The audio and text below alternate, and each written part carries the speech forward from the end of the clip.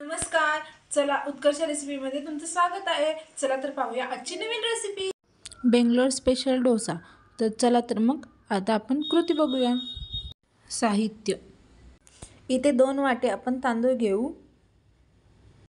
1 वाटी उडीद डाळ घेऊ, अर्धी वाटी मूग डाळ घेऊ, थोडेसे मेथी दाणे टाकू, पाणी वतून 2 ते 3 वेळा धुवून घेऊ।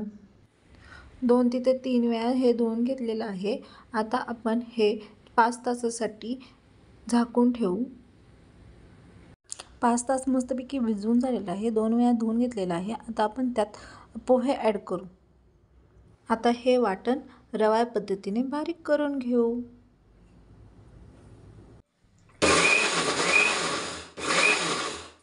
थोडंसं पाणी ॲड करूया। हे असं रवा पद्धतीने बारीक करून घेतलेलं आहे पूर्ण। आता दुसऱ्या भांड्यात काढून घेऊ। सगळं मिश्रण बारीक झालेलं आहे। सोडा टाकून घेऊया थोडासा आणि थोडीशी साखर घालूया। सगळं एकदा हलवून 12 तासासाठी झाकून ठेवू। आपलं मस्तपैकी बॅटर फुगलेलं आहे। ज्या प्रकारे बॅटर पाहिजे तसं थोडं पाणी घालून आपण करून घेऊ। बॅटर परफेक्ट झालेलं आहे। आता आपण भाजीची रेसिपी बघू। इथे बटाटा शिजवून घेतलाय, कांदा चिरलेला आहे, मूग डाळ घेतली आहे, आलं लसूण मिरची आणि कोथिंबीरची पेस्ट करून घेतली। यात आपण जिरे मोहरी टाकून घेऊया। मस्तपैकी कांदा घालून त्यात लालसर होईस्तोवर आपण परतून घेऊ।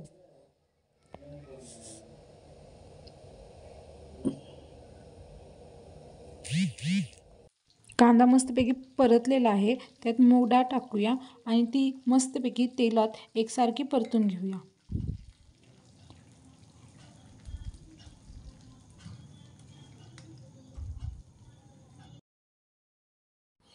आलं लसूण मिरची कोथिंबीरची पेस्ट मस्तपैकी तेलात एकसारखी परतून घेऊया।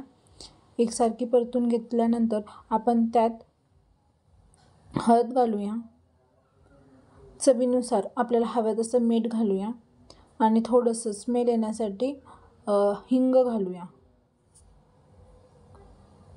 हलवून घेऊ आणि शिजवलेले बटाटे घालून घेऊ त्यात आणि ते परतून घेऊया। मस्तपैकी भाजी तयार झालेली आहे। आता आपण डोसे करायला घेऊ।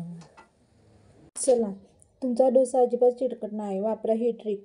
आपण तेल घालून घेऊया। टिश्यू पेपरच्या साहाय्याने किंवा कांद्याच्या साहाय्याने मस्तपैकी हा तेल सगळीकडे असे पसरून घेऊया मस्तपैकी। आता एक प्रकारचं ह्याच्यावर कोटिंग आलेलं आहे। आता डोसा करायला तवा आपला रेडी आहे। तवा तापलाय का चेक करूया पाण्याचा शिंतोडा देऊन। इथे आपला तवा तापलेला आहे।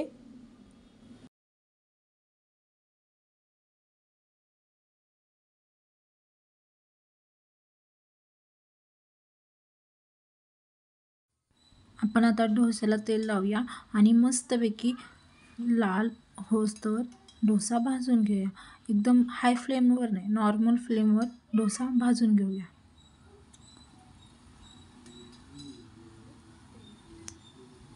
हा बघा, आपला डोसा रेडी आहे। रेसिपी आवडली असेल तर लाईक करा, शेअर करा आणि चॅनलला सबस्क्राईब करा। धन्यवाद।